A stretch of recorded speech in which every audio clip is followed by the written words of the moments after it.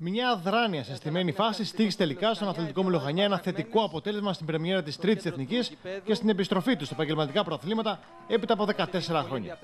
Τα Χανιά, από τον γκολ του Δελαπόρτα στο 49, έφυγαν ηττημένα από το πέραμα με τον Έαντα να παίρνει μια πολύτιμη νίκη. Καραχάλιος είναι στο φάουλ, η κεφαλιά από το Δελαπόρτα γκολ. Ανοίγει το σκόρο Αία Σαλαμίνας το 49.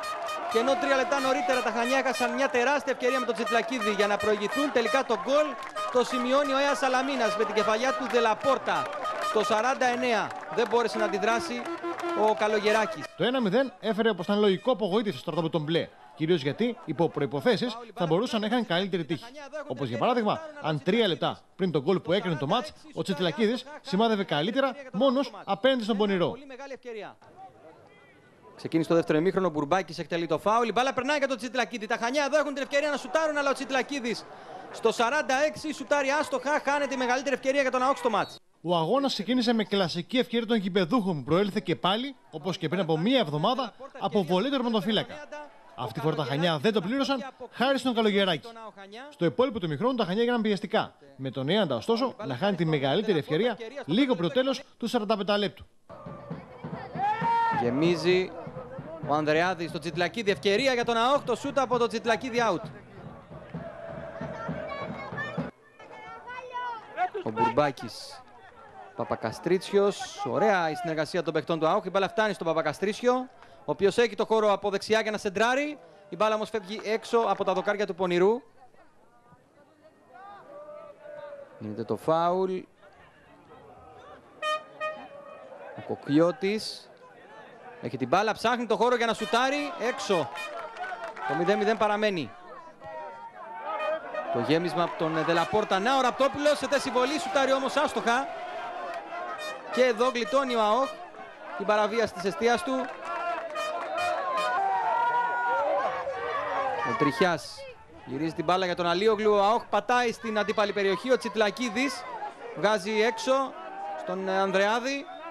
Τα Χανιά στο 26 είχαν την ευκαιρία να απειλήσουν τον Πονηρό. Η φάση δεν έχει τελειώσει.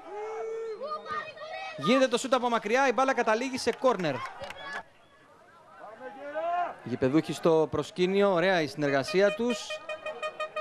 Το γύρισμα από τον Σιέρα. Η κεφαλιά από τον Καραχάλιο πάνω στη γραμμή. Το δεύτερο μέρος ξεκίνησε με την κλασική ευκαιρία του Τσιτλακίδη και τον γκολ του Έαντα. Με τον ΑΟΚ ωστόσο, και αυτό είναι στα θετικά του, να ρισκάρει και να αντιδρά, δημιουργώντας 4 ευκαιρίες για γκολ. Γεμίζει ο Σελνιωτάκης στην περιοχή του Έαντα, η κεφαλιά έξω από τον Τριχιά. Εκτελεί ο Παπακαστρίσιος στο φάουλ. Η μπάλα φτάνει μέσα στην περιοχή, ο Ανδρεάδης σουτάρει άστοχα στο 56. Ο Τσάτσος είναι στο φάουλ, έχουμε φτάσει στο 64. Η μπάλα περνάει, κόρνερ. Απειλούν τα Χανιά. Στο 72, ένα ακόμα φάουλ, ο Τσεσμελής. Βγαίνει ο Πονηρός, απομακρύνει την μπάλα με γροθιές. Στο τέλος πάντως ο Έαντας θα μπορούσε να έχει σφραγίσει την νίκη του και με δεύτερο γκολ. Έχουμε φτάσει στο 90 λεπτό, ο Νετσιόρ μέσα στην περιοχή σουτάρει πάνω στον Καλογεράκη. Παραμένει το 1-0. Απολογιστικά, ο ΑΟΚ στο πρώτο παιχνίδι είχε καλές και κακές στιγμές. Στα θετικά, ότι δημιούργησε ευκαιρίες, ότι αγωνίστηκε χωρίς φόβο σε μια δύσκολη και σκληρή έδρα και ότι κατάφερε να αντιδράσει με τον γκολ που δέχτηκε. Στα συν και η εμφάνιση του 18χρονου τερματοφύλακα Μανώλη Καλογεράκη στο πρώτο παιχνίδι σε επαγγελματικά πρωταθλήματα. Από την άλλη, στα αρνητικά, τα αρκετά και πάλι αμυντικά κενά, η έλλειψη συγκέντρωση σε κάποια διαστήματα με αποκορύφωμα τη φάση του γκολ και οι χαμένες ευκαιρίες, που ειδικά σε εκτός έδρας παιχνίδι είναι δεδομένο ότι δεν θα είναι πολλές. Στα παραλυπόμενα, η παρουσία 30 φιλάθλων του ΑΟΚ στο γήπεδο, μεταξύ αυτών και ο νομάρχης Χανίων και πρόεδρος της Δικούς Επιτροπής Γρηγόρης Αρχοντάκης, η πολύ καλή φιλοξενία προς την αποστολή του ΑΟΚ, αλλά και η επίθεση ανθρώπων των γηπεδούχων προς τον πατρινό διαιτητή του.